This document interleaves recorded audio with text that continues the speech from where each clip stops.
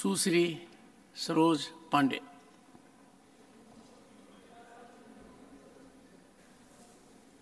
धन्यवाद सभापति जी। आज चला चली की बेला है और आज इस चला चली की बेला में जब हम अपने विचारों को व्यक्त कर रहे हैं तो मैं सबसे पहले आपको धन्यवाद करना चाहती हूँ। धन्यवाद इस बात का कि आपने जीवन का वो अस्मरणीय पल मुझे दिया, आसंदी पर बैठने का अवसर दिया। मैं इसलिए आपको बहुत धन्यवाद करती हूँ। ये मेरे जीवन का बहुत अविस्मरणीय पल रहा है। नारी सशक्तिकरण की दिशा में आपने जो कदम उठाया, मैं उसके लिए आपको बहुत साधुवाद भी देती हूँ। हम बहनों में आत्मविश्वास का संचार हुआ है। 6 वर्षों में बहुत कुछ सीखा और बहुत सी सुखद स्मृतियाँ लेकर हम यहाँ से जा रहे हैं।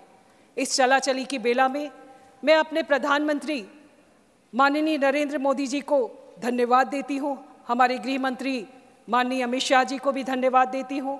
हमारे अध्यक्ष नड्डा जी को भी धन्यवाद देती हूँ कि उन्होंने मुझे इस उच्च सदन का सदस्य बनने का अवसर दिया, कुछ सीखने का अवसर दिया।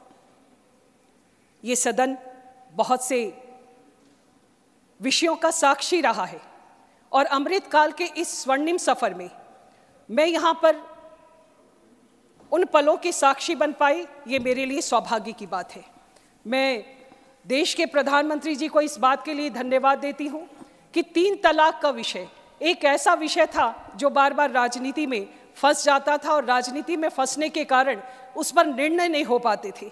राजनीतिक जिजीविषा का ऐसा उदाहरण देश के प्रधानमंत्री जी ने महिलाओं के लिए दिया। 3 तलाक की मैं साक्षी हूँ और आज इस बात के लिए मैं अपने आप को गौरवान्वित भी महसूस करती हूँ।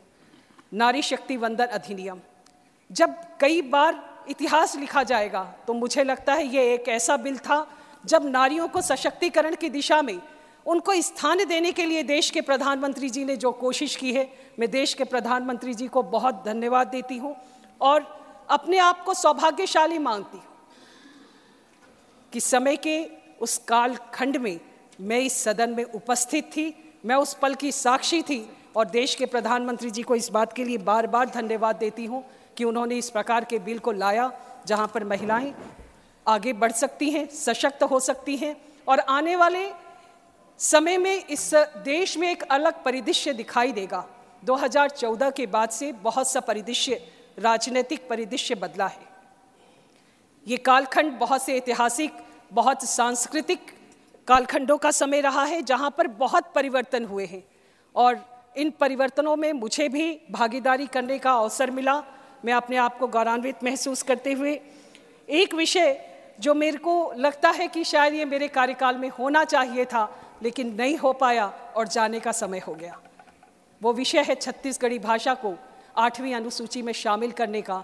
वो विधेयक प्राइवेट मेंबर बिल के तौर पर अगर पारित हो जाता, ये विधेयक किन्हीं कारणों से लंबित रह गया। ये मन में मेरे कहीं ना कहीं ये कसक बाकी रह गई है, लेकिन मैं आज अपने शीर्ष नेतृत्व को धन्यवाद देते हुए अपनी बात को समाप्त करती हूँ और आपको भी साधुवाद देती हूँ और सुखद स्मृतियों के साथ मैं अपने सभी, जो इस सदन में मेरे सभी सहयोगी हैं, बहुत से नए दोस्त भी मिले जिनके साथ में विचारों का आदान प्रदान होता है।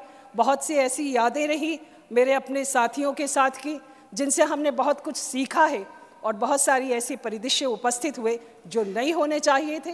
मैं कामना करती हूँ कि जो लंबित विधेयक है वो पारित हो जाए और जो दृश्य यहाँ पर नहीं होने चाहिए वो ऐसी कामना है कि वो ना उपस्थित हो। इन्हीं शब्दों के साथ धन्यवाद।